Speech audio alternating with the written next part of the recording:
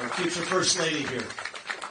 Very proud of her for what she does every day. And Forbes saving lives in the hospital on a daily basis and then coming out on the campaign trail. This is her first vacation, is the 2 weeks here in the final sprint to the Iowa Caucus. But we're doing this together because this is about saving the life of our country. And I want to take a moment also to recognize where we are.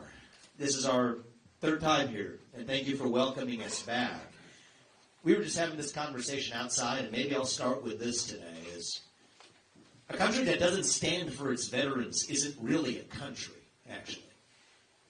Today, it bothers me. Apurva talked about what she felt called to do and what we did as a family when duty called for her. God give her her unique skills to be a throat surgeon, an airway surgeon.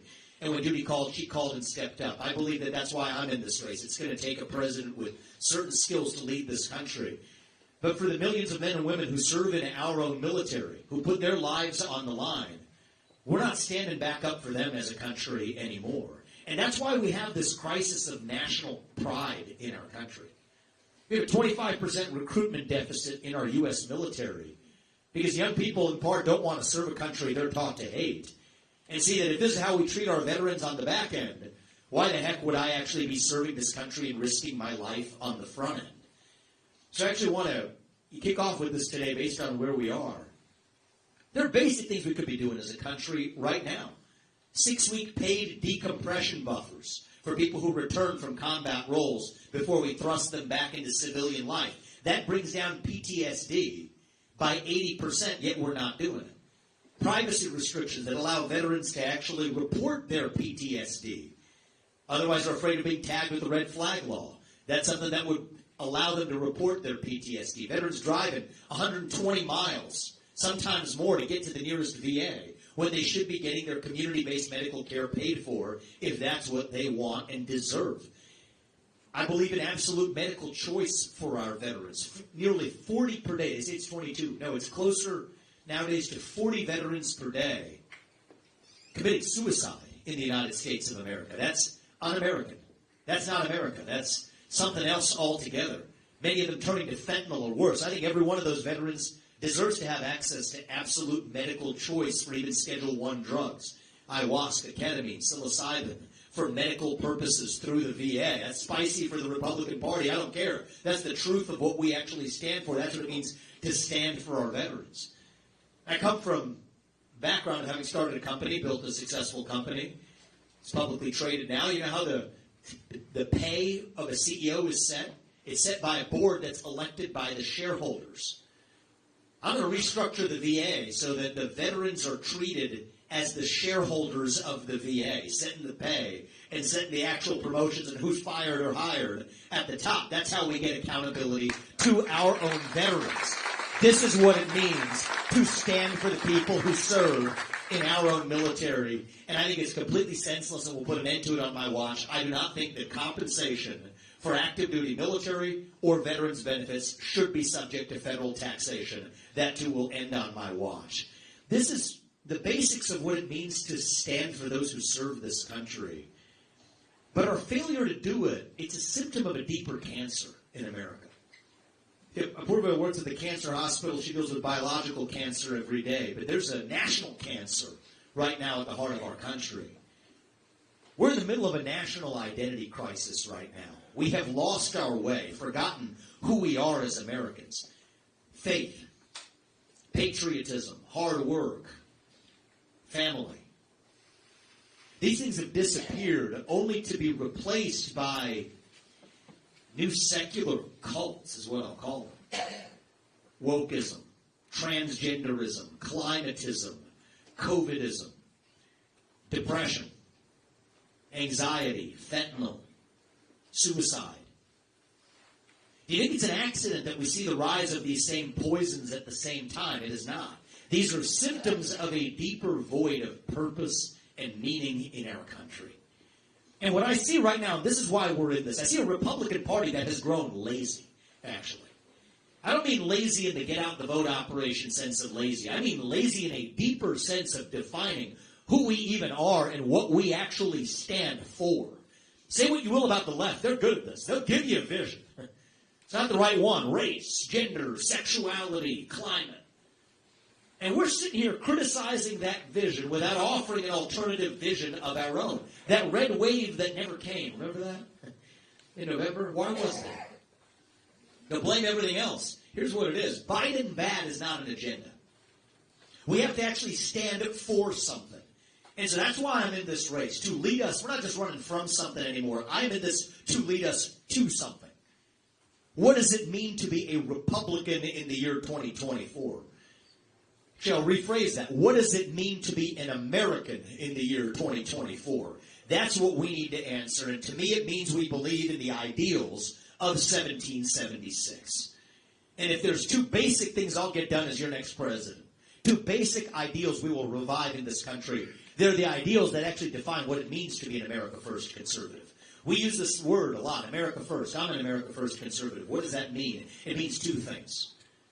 Number one, it means that we the people create a government that is accountable to us, not the other way around. That the people who we elect to run the government ought to be the ones who actually run the government. It's not too much to ask. Not the deep state, the federal bureaucrats that are actually running the show today.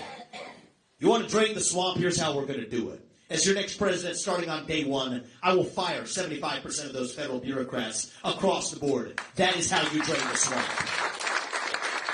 Shut down government agencies that shouldn't exist. Take the FBI, the ATF, the CDC, the U.S. Department of Education. We're going to get in there and shut it down. That's how you revive this republic. If I can't work for you for more than 8 years as your next president, which is a good thing, by the way, neither should any of those federal bureaucrats reporting into me either. 8-year term limits for the bureaucracy instead of civil service protections. This is how you drain the swamp. It's time for a CEO in the White House. You know what? You don't start with last year's budget as a baseline, which is based on the prior year's budget, which is based on the prior year's budget before that. No. We start with zero as the baseline and ask what's actually necessary. Zero-based budgeting. It's how I've run my businesses. That's how many CEOs run their businesses. That's how we ought to run the federal government of the United States. That's how we fight the national debt crisis. This isn't too much to ask. This isn't controversial. This is common sense. And you see, these aren't black ideas or white ideas. These aren't even really Democrat ideas or Republican ideas. Not really. These are American ideals that we fought a revolution to secure in this country. And I believe deep in my bones that those ideals still exist. That's why I'm running for president, to revive them. It's on the back of our coins, e pluribus unum. It means from many, one. That's what we've lost in this country. We've been taught to celebrate our diversity and our differences so much that we forgot all of the ways that we are the same as Americans. And here's how we're going to get it back. It's going to be by all of us, not just me, all of us, starting to speak the truth in the open again. Say in public what you will say in private at the dinner table. Say it with a spine. Say it with conviction. Say it with respect. But part of respect is that you respect your neighbor enough to tell what you actually think. You see, that's what this campaign is really about. Speaking the truth, not just when it's easy, but when it's hard. Speaking the truth, not just to the Democrats, but to our own tribe in the Republican Party when necessary, too. There's a reason I'm the only candidate in this race who can tell you certain things. That will strip vaccine manufacturers from special liability exemptions that apply to vaccine manufacturers because it's the right thing to do. End the crony capitalism. That I'm against the CO2 pipeline making its way across the other half of this state using eminent domain unconstitutionally. That it is based on a climate change agenda that, I'll say it, absolutely is a hoax because it has nothing to do with the climate. That Ronna McDaniel, the failed chairwoman of the RNC, needs to step aside after 5 failed years of leadership, accountability in our own party before we bring it to Washington, D.C. And I'll say this today, much to the chagrin of the mainstream media who are here, because I'll speak it because it's the truth. that we will pardon every peaceful January 6th protester on my first day in office, because that's the right thing to do for this country. So I'll tell you something. This system isn't made. I want to ask you, why am I the only candidate who can even tell you these things? In this Republican primary, why am I the only candidate who can touch these issues? It's because our politics is broken. Every politician is dancing to the tune of their biggest donor. It's like everybody's playing a game of chess, and some politician's a pawn on a chessboard. In my case, my biggest donor is me. Our family's invested close to $30 million already of our hard-earned money. We're just getting warmed up. We will stop at nothing to do what's right for this country. I'm not going to be somebody else's circus monkey. I'm not going to be a pawn on a chessboard. I'd rather lose this election and speak the truth than to win by playing some fake game of political snakes and ladders. But our bet is that's going to be the winning strategy, and that's not up to me. That's up to you. And that's what you want. That's what you're going to get. Iowa caucus is in 10 days. Every one of your voices and votes counts as the equivalent of 1 million people. That's the impact that it has on selecting the next president. And so I'm asking you to do what's right for this country. Have some real talk here. You have a decision to make, and so I'm just going to go right into one of the frequent questions I get. People will say, why you, not Trump? A lot of what you're saying sounds like it overlaps with Trump. Well, I can give you a lot of different things. We agree on 90% of policies. I can give you the 10% policy differences. That doesn't matter, not in the scheme of things. I can tell you why I'm going to take the America First agenda further than Donald Trump, but let me get to the bottom line of this. If you think this system is going to let this man get anywhere near that White House again, I'm going to ask you to open your eyes and see the truth. I think they're selling us the rope today that they will use to hang us tomorrow. I think it's increasingly clear. Look, you start with the civil suit, then you go to the state prosecution, then you go to the first federal prosecution, the second federal prosecution. Now not prosecution of the judicial system altogether, just take them off the ballot. That's just 2023. If you think they're going to let this man get anywhere near the White House, we need to wake up, people. These people will stop at nothing. And I mean nothing. What it takes to keep this man away from the White House. Do not fall into that trap. Our America First movement, it did not begin in 2016. It began in 1776. We owe it to our founding fathers and to this country to make sure America First does not end with Donald Trump. You got the future of America First standing right here in front of you. It is our obligation to this country to take this movement forward another 250 years and then some. We love the man. He got this fight started, but it is our job to finish it. And that is why we're here. And so if you all do your part, and that's what we're here to ask you for, if you all do your part, I promise you, Apoorva and I and our family, we will do ours to make sure, not in some fake politician way, but in a true way, make sure that our country's best days are actually still ahead of us. Thank you for coming today, guys. God bless you and your families, and may God bless our United States of America. We will not stop until we get this job done. I want to practice what we preach a little bit. Let's open this up, actually. Let's take the filters off. Give me the hard ones. I'm going to sit across the table from Xi Jinping in, 18 months, so we can handle the hard ones here. I got an easy one for you. Yeah, so we'll warm up with the easy one. I see you guys with the beards all the time in your videos. Could you introduce them to us? Absolutely. This is my friend Kevin. Kevin served in this country in Afghanistan. We became friends, 5-6 years ago. And what struck me about Kevin is that he served this country. I hope you don't mind me sharing this a little bit for this, Kevin, is we'll be respectful of my friends here. They don't like to be called in the limelight, so I'm going to be respectful of them. But let's just say I had family members who were affected by what happened on 9/11 in New York City. And he stepped up and did his part for this country. And that's what we bonded over. Actually, you know what? More than any political advisors, the patriots who have served this country, people like Kevin, people like the friends in this room, we're here talking about veterans, people who have actually stepped up to do their part to this country that made me feel a sense of duty to this country, actually. I was the CEO when we first met. And when I came out and I was 22 years old, I took a different path than my friend did. I'll admit it, I didn't think about joining the military. I grew up, My parents came to this country with no money in pursuit of opportunity. My dad was facing down layoffs at the GE plant in Evendale, Ohio under Jack Welch. He went to night school and law school. I went there, sit in the back of the class with him for 4 years so he could have basic job security. Yeah, that rocked our family. So when I was 22 and I graduated from college, I said, you know what, I'm going to be a capitalist. I'm going to get ahead. And who's this Jack Welch guy? Well, you know what, if he can do it, I can do it too. I'm going to do it honestly. I'm going to do it by serving people. Developed medicines eventually that thankfully went on to save the lives of children and others. But that's what I did. But having lived that American dream, I looked at some of the friends I had met, some of whom are in this room, who served this country in other ways, and asked myself, now we've lived this American dream. How do we pass that on to our kids and their generation? It's by stepping up and doing our part for this country too. And so I think that's how we're going to save this country. It's not going to be somebody coming from on high from the White House to save us.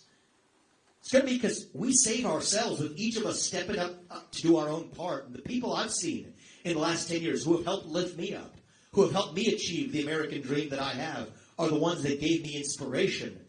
And dare I say it, our sense of duty to this country to now make the sacrifice that we're making now. And so I'm in this to be in the limelight, and many of the people around me are helping in other ways. And so I'm going to play my part, they're going to play theirs, and every one of you is going to play yours too. I'm confident in reviving our country. And so I thank you for coming out. That gives you a sense for why we're in this. Thank you, man. I'm a diabetic, and a lot of the new diabetic drugs are thousands of dollars. What are you going to do to make drug prices affordable to people that really need it? I'm glad you asked that. I know something about this one, having come from the healthcare industry. And I'll tell you, we don't have a healthcare system. Let me just start with that. People ask me about healthcare policy. I say, what the heck are you talking about? We don't have a healthcare system. We have a sick care system in this country. And it's captured by lobbying. I mean, a lot of the reason why, I'll tell you, I developed 5 of those medicines that are FDA approved. I can tell you for a fact, we could have developed every one of those medicines for a tiny fraction of the cost. But the barriers are what they are because Big Pharma wants them to be high. Why? Because that increases the barriers to competition, which allows them to exert pricing leverage in the system. So the number one way to bring down prescription drug costs is actually to effectively reform the captured and I would say increasingly corrupt FDA, whose barriers are set exactly where they are because that's where Big Pharma wants them to be. If we had more competition in the marketplace for insulin, insulin prices wouldn't have to be what they are. You have more competitors for insulin in other markets. Insulin prices are lower. It's not an accident. Now, there's a deeper issue where I'll speak from a Forbes experience, so she could probably speak to this better than me, but I'll say it briefly. I'll brag on her a little bit. She does throat surgeries that involve patients swallowing food who haven't swallowed food for years after they've had cancer. Okay? We have a broken sick care system. They'll pay for all kinds of expensive pill-pushing behavior. They'll pay for all kinds of feeding tubes. Yet it doesn't pay for the set of procedures, often, that can actually make those patients' lives better. So in some cases, a boomer does those procedures without getting paid, and that works for our family. But it doesn't work for the system overall. So you asked about insulin.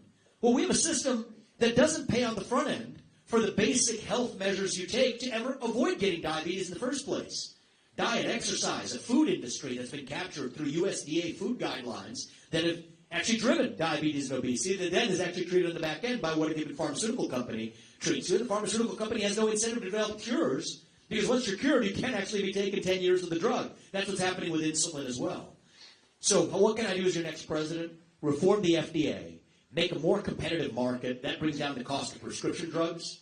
And then reform the health insurance marketplace, where health insurance companies have special antitrust exemptions that are, again, the product of, you guessed it, lobbying. Same story. So normally industries can't coordinate, but health insurance industries can. Strip them of those special exemptions from the antitrust rules so we have an actual competitive health insurance marketplace. And that's how you bring down not only the cost of prescription drugs, but you gain coverage for things like better diet and exercise practices, gain coverage for mental health, which are badly missing in this country today. Look at what happened in Perry in recent days. In Perry, Iowa, you probably heard about it. I happened to be there. Right afterwards, about 5 miles away from where it happened, we had an event. We converted it to more of a prayer and reflection session within the community. But we have a mental health epidemic spreading across this country. We don't know the specifics of that perpetrator yet, at least I don't, but it's representative of something we're seeing across this country that's the product of a mental health epidemic that we're not treating as well. We need to bring back psychiatric institutions. We shuttered those 40 years ago. Well, you know what? That was also the product of pharma industry lobbying. They lobbied to close the psychiatric institutions because they wanted to sell more drugs to people who weren't captive in psychiatric institutions. So that's what we need is move away from the sick care system back to a system that allows people to do the right thing and have the opportunity to do it to pay for their own health. And I think there's one presidential candidate in the last 20 years that understands how to get that done. That's me. I think it's going to be an honor, I believe, for this country to have a doctor in the White House who treats patients and setting an example for this country as well.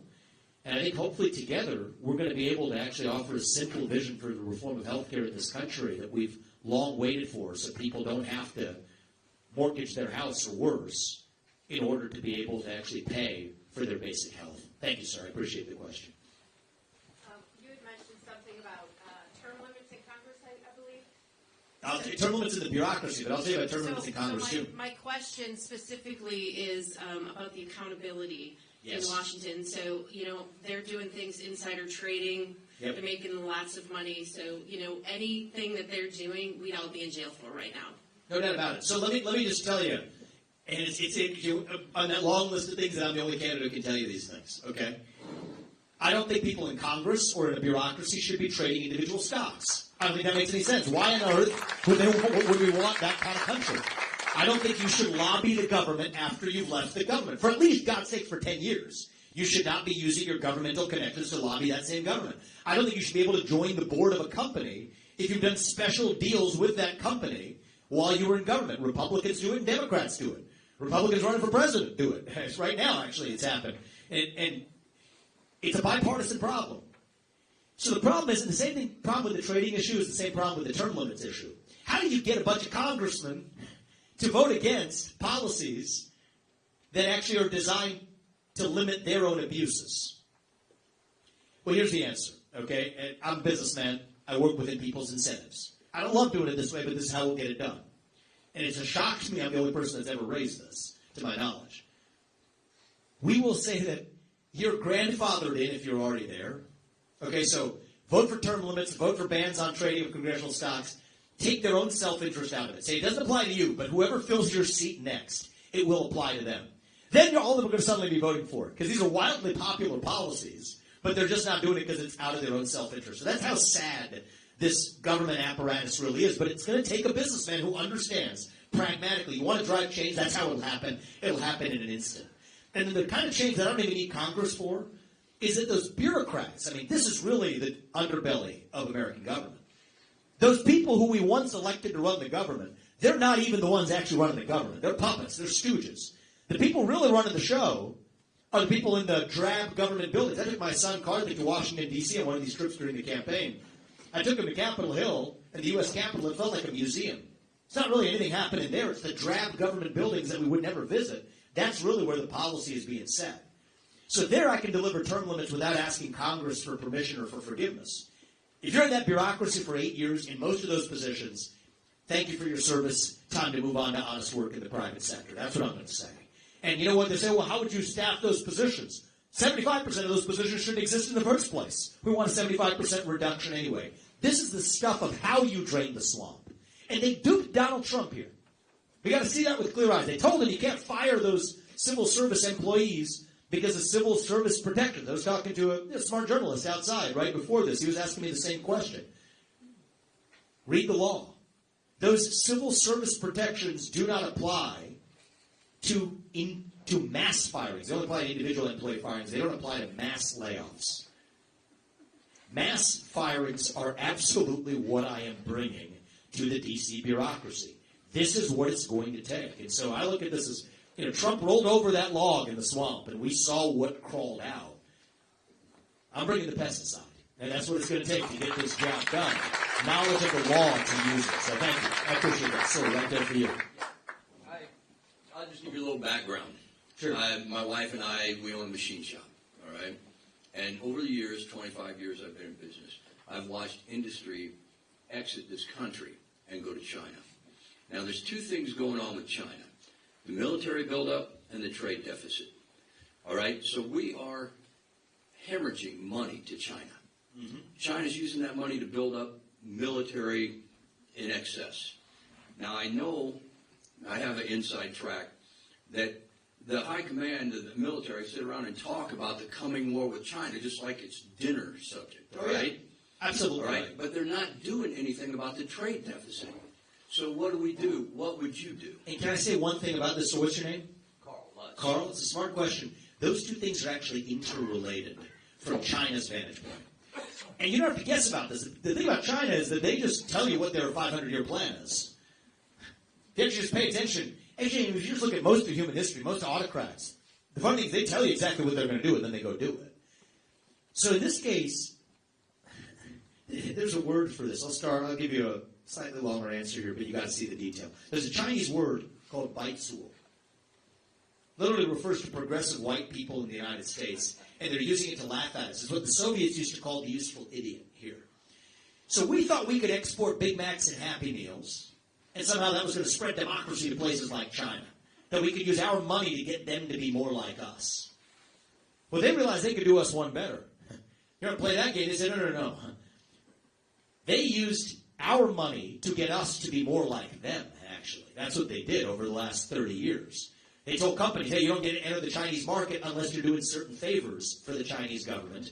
Criticize the United States, we'll roll out the red carpet. Apply an emissions cap in the United States, we'll roll out the red carpet. But you do that in China, you're going to close the door on your way out. You know the EPA is killing industry. Of course, but you get exactly my point. That's why people actually shift a lot of manufacturing to China, because they don't have to do the carbon emissions reporting in China that they do right here in the United States. So it's not an accident that anybody in this room heard of BlackRock? Does that mean anything to you? Okay, good number of you.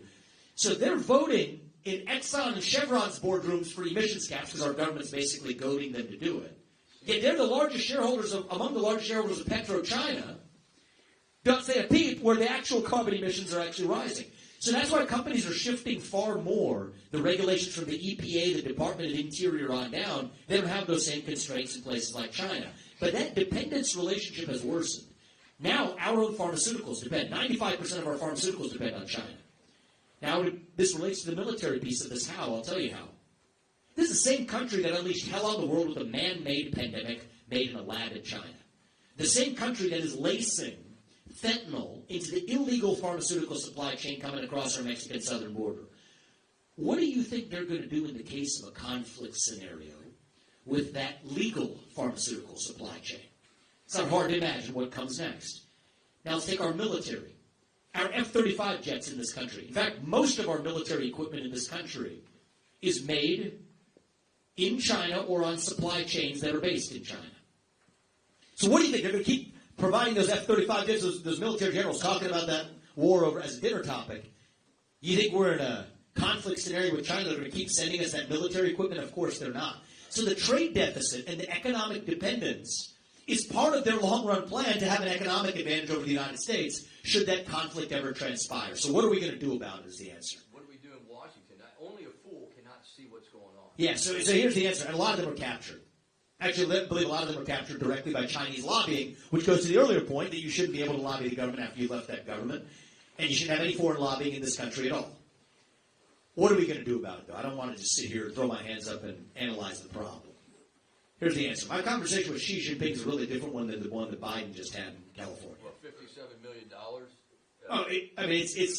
We don't even just go. We don't go to the corruption piece of this. Let's just get this right.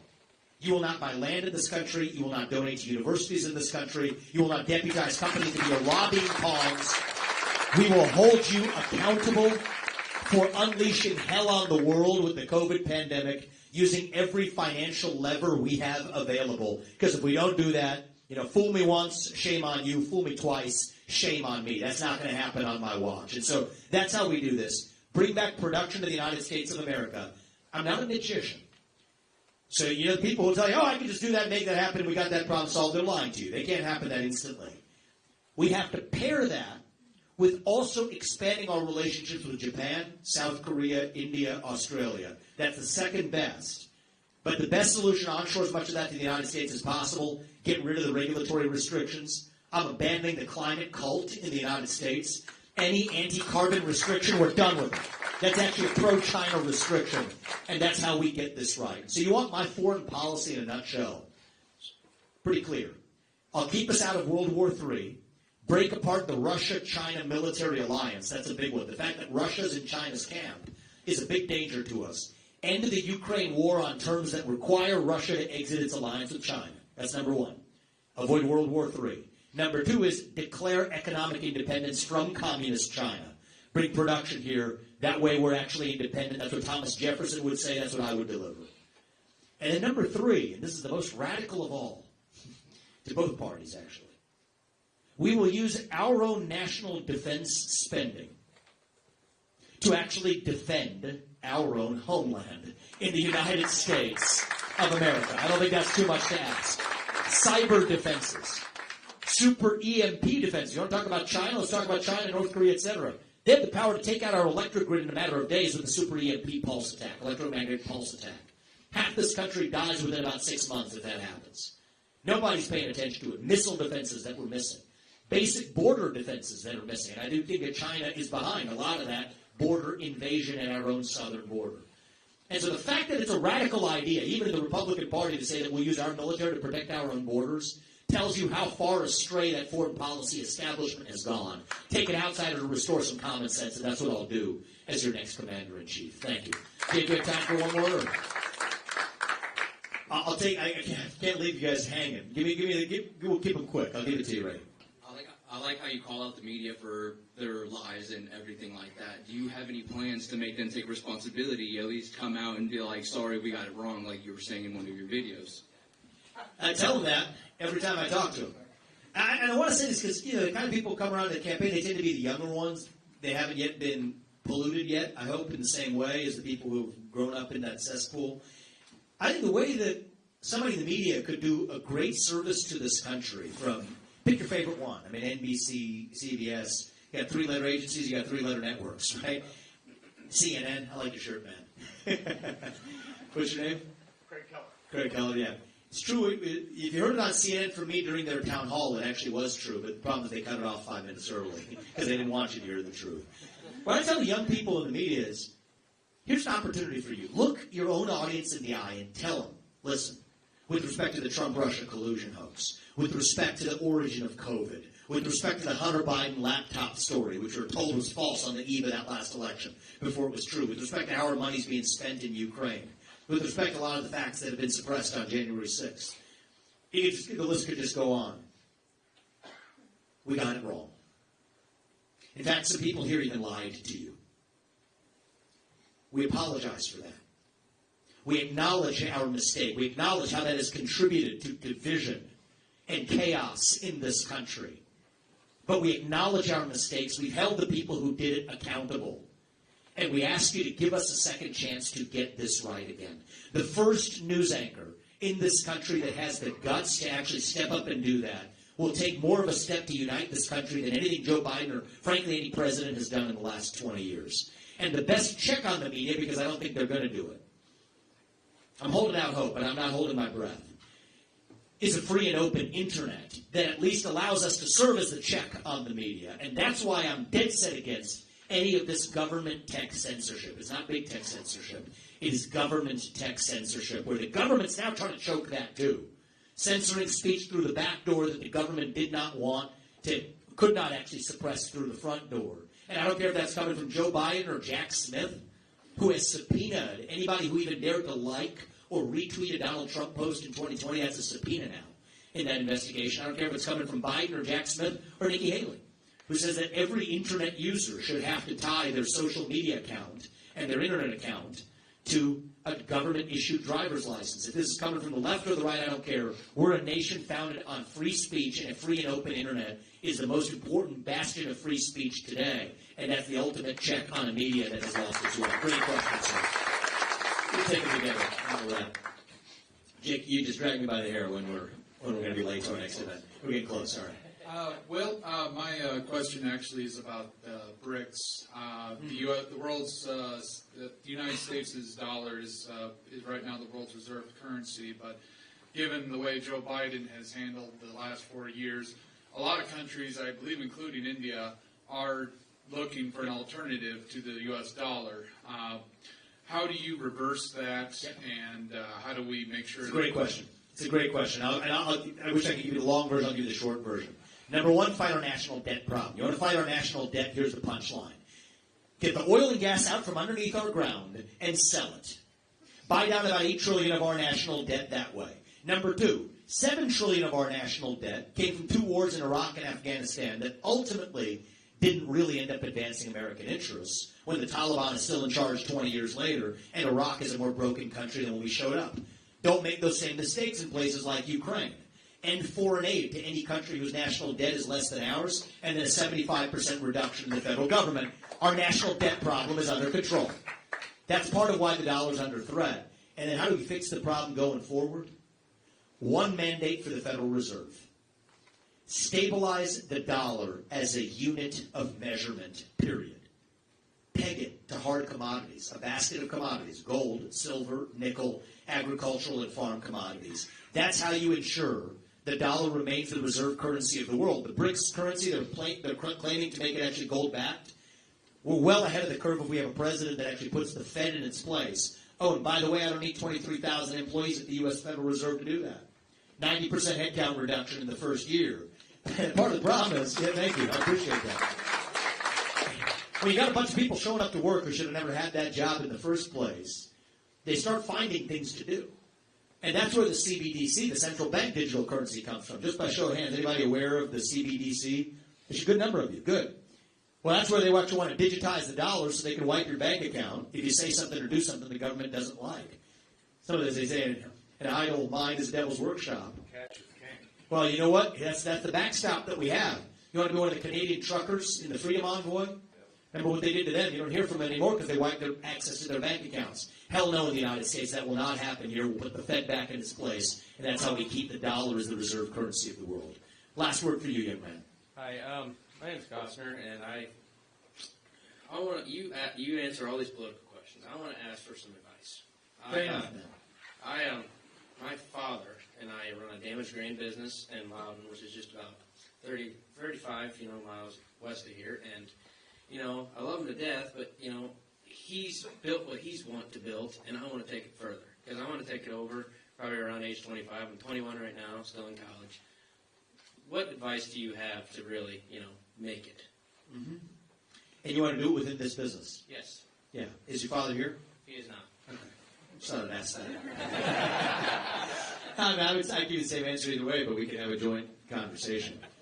So I'll tell you, my journey as an entrepreneur was a little bit different, right? But I'll tell you from the other vantage point, I actually stepped down from my job as a biotech CEO and passed down the keys to somebody else so that I could pursue the journey that I'm on right now.